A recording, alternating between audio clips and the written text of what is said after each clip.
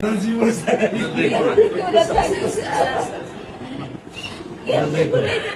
কি করে সারা জীবনে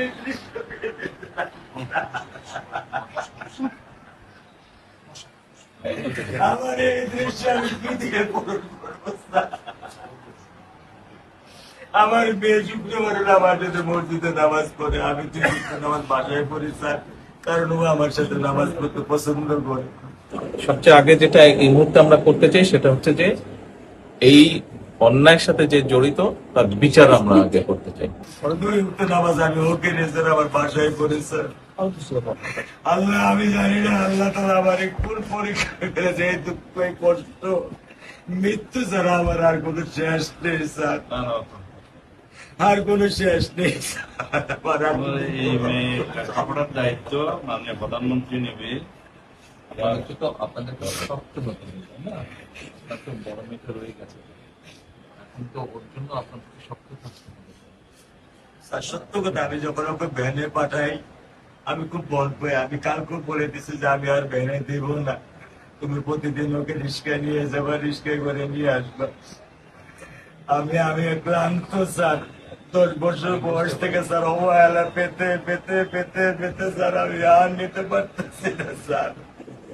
আল্লাহ আমার ভাগ্য দিচ্ছে, আমি কি করতেছি?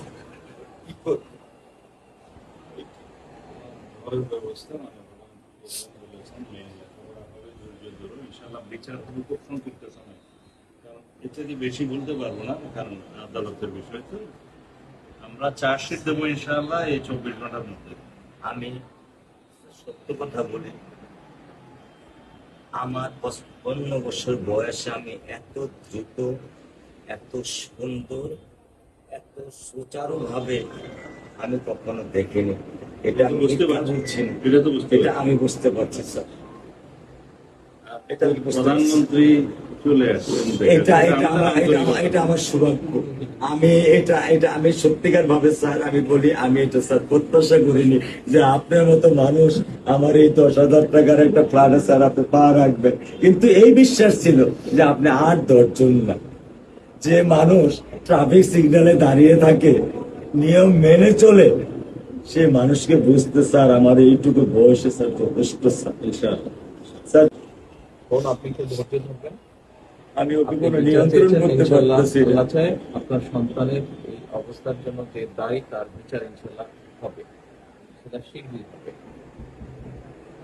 একটু ধৈর্য ধরুন। আর মালিক যে আল্লাহ তাআলা মালিক, ওনাকে তো সাহায্য চান, আল্লাহ রহম করলেন।